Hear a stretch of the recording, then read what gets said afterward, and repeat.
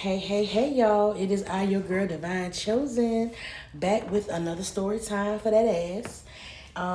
We're going to call this story time The Bottle. So, this story time centers around a young woman. Her name is Nadine. She is in college in the 90s. So, just imagine Hillman College, a different world type vibe. You know what I'm saying?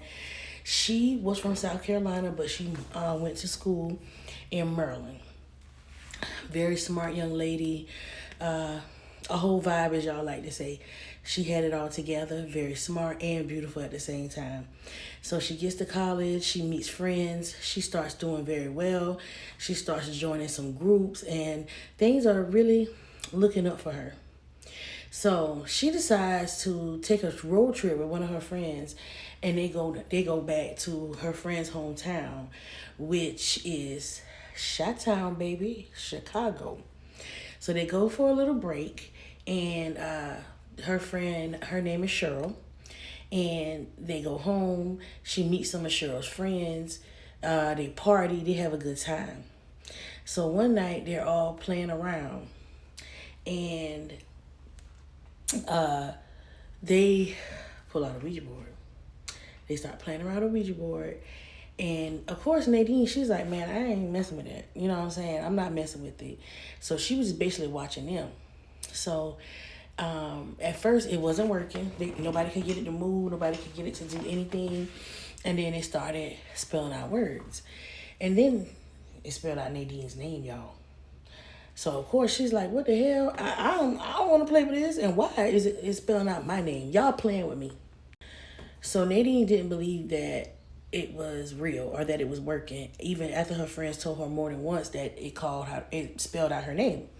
So after that, she started paying closer attention to them as they're playing with the Ouija board, and it spells out, Nadine, your brother is here. And when it did that, it really grabbed her attention because she had a little brother that passed away in an accidental drowning. That she never got over it. She even had dreams about him to this, to that day, to present day where they were, and it was just something that she never talked about. It was a real delicate subject for her. So when the Ouija board spelled out her name, she knew it was time to take a little action to see what was going on. So that's when she came over to where they were, because she was just sitting in a chair, and the friends were just around playing. So she came over, and then she was like, well, if it's real, when is his birthday? And boom, the Ouija board said it was his birthday. After that, Nadine got totally freaked out, and she was just like, you know what, I gotta go. I don't want to do this. I don't want to be here. You know what I'm saying? I don't want to mess with this. So her friend was like, okay, it's cool. We're going to leave or whatever. So she was okay. But then that night she had a dream. She had a dream that she was in an old house. Not really sure where the house was. Not really sure where she was in this dream. But she kept hearing somebody say, release me, release me.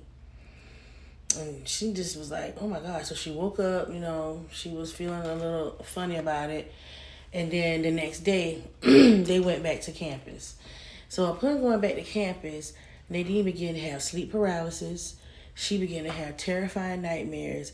And it always would be like somebody's chasing her.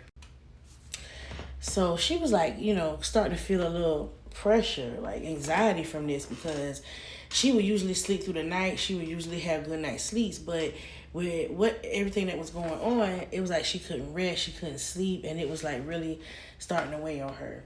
So she talked to her mom on the phone about the situation. Her mom was like, when you come home, we can look into it, or we can try to give you like a spiritual bath, to kind of release some of that negative energy.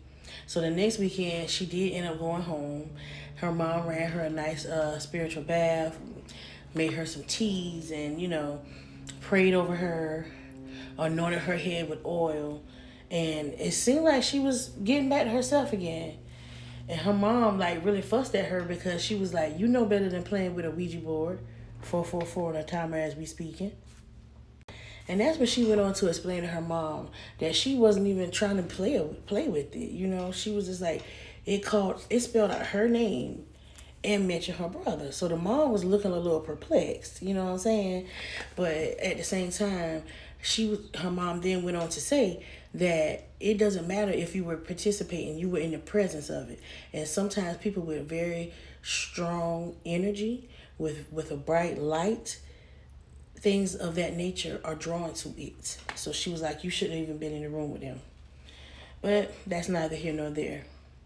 So Nadine goes back to school. Things are going well for a long time. Like, she is doing good. Classes are going good. And, she's a social butterfly. And things are just flowing the way they need to flow. So they had a party one night, and Nadine went to the party. And she drank at the party. She doesn't usually drink, but she got drunk, y'all. And she hit a little bit of that thing, you know what I'm saying? So when she went back to her room and went back to sleep, she had the most vivid and scary dream that she could ever remember. She was back in that house again, wherever this house is, and she was being chased. And then she kept hearing somebody say, release me, release me. Never seen a person's face, but she saw like a black figure that was chasing her, and it's like the shadow grew taller and taller as she ran. So she was in a lot of fear in this dream. And then the dream kind of flipped, and she was being chased through the house, and then something chased her outside into like a wooded area. And then when she was running, she fell. And when she fell, she began to roll down a hill. And at the end of the hill, she met her demise in this dream, y'all. So you should already can imagine how she acted when she woke up, baby. When she woke up, she couldn't move. She was in sleep paralysis, deep ass sleep paralysis. She was screaming in her mind, but nobody could hear her. Her roommate was over there sound asleep. She was trying to get up. Her roommate snoring, and she fighting for her life. So the only thing she knew to do was call the Lord's name and then repeat the 23rd Psalm in her mind. She recited it in her mind like 3 or 4 times, and then whatever it was finally lifted off of her. She was terrified. Okay? Completely terrified. But it was something about that dream that brought back a recollection to her. Because most of the time in the dream, she's always just running through the house. But in this dream, she was running through the house, but she ran out. When she ran out, she did look back, and she could see the whole front of the house. And she remembered this when she woke up. And from that point, she knew that house was one of the houses that was in her town in South Carolina. From that point, she knew that it was time for her to go home. She needed to go back home and investigate that house. It had to be something in that house or something that was connected to these dreams that she was having. She believed that when they opened up that portal, when they were playing with that Ouija board, something opened up and now it's haunting her or bothering her. She didn't know if it was like some type of entity or anything that was connected to her. It scared her, and it really made her want to know what the hell was going on so that she could get back to her normal life, because she ain't had time for that, baby. Okay? So she gets her friend Cheryl, and they both decide that they're going to drive back down to South Carolina to figure out what's going on. Cheryl is down for the cause with her roommate, and they both decide that they're going to figure it out so that they can get on with their life. Come back for part 2.